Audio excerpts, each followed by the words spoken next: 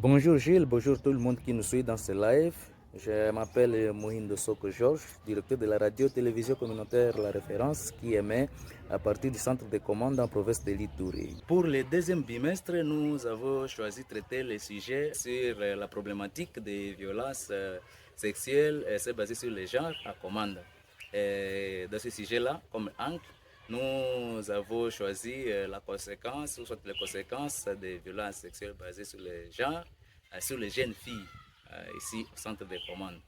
Alors, pourquoi ce sujet? Vous savez déjà que ça fait quelques années, depuis 2021, le centre de commande est vraiment beaucoup plus pressé par les sécurités aux environs, donc les villages environnants. Et quelquefois même, ça touche les centres de commande. Alors, cette sécurité-là fait à ce que la population de commande sur place à 90% et ces environs, qui est une population agricultrice, n'arrivent pas à fréquenter ce champ. Cette population est venue se concentrer juste au niveau du centre de commande. Alors, ici, au niveau du centre de commande, cette population doit aussi vivre.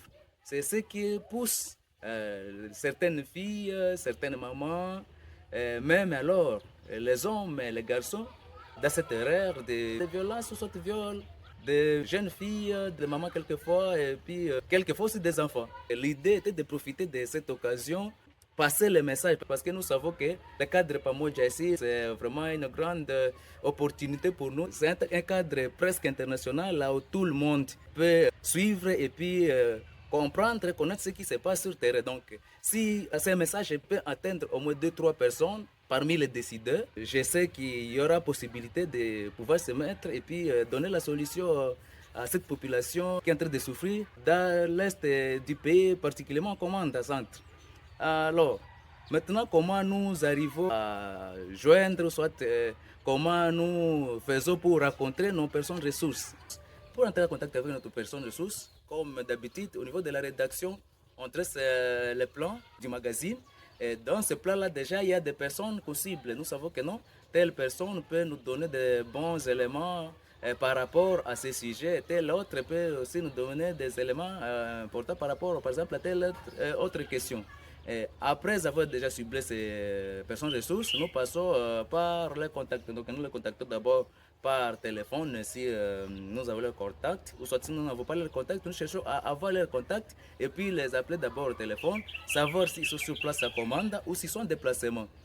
Si ces personnes sont en déplacement, là nous envisageons une rencontre dès leur retour. Souvent, nous trouvons mieux des entretiens face à face pour essayer d'expliquer aux intervenants, aux personnes ressources, comment, pourquoi nous sommes en train de vouloir traiter ou travailler sur ce sujet. Alors, les difficultés, il y en a toujours.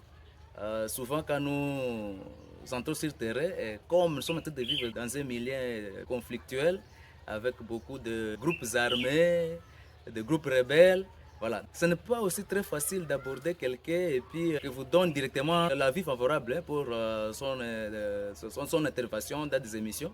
Parce que la personne sait que non, en donnant sa voix, en donnant ses images par exemple, ça sera publié, ça sera diffusé, donc elle sera écoutée, elle sera vue par beaucoup de personnes. Et pour essayer de garder sa propre sécurité, vous trouvez que beaucoup de personnes préfèrent plutôt travailler dans une visibilité un peu réduite, hein, pour ne pas être vraiment les cibles de certaines personnes mal intentionnées. Et pour les sujets comme celui que nous traitons ici, on a besoin, par exemple, de témoignages des victimes de viols, par exemple, des structures qui prennent en charge ces victimes. Or, ce n'est pas une chose facile. Pour qu'une victime arrive à s'exprimer, ce n'est pas très facile. Et là, il faut aussi des précautions parce que leurs voix ne doivent pas ressortir comme telles parce que on doit éviter que ces victimes soient identifiées dans la communauté.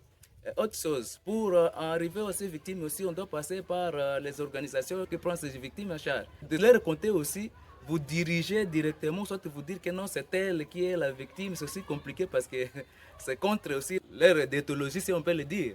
Donc, il faut vraiment beaucoup des explications pour que cela soit effectif. C'est ce que je peux dire par rapport à ces points de difficulté.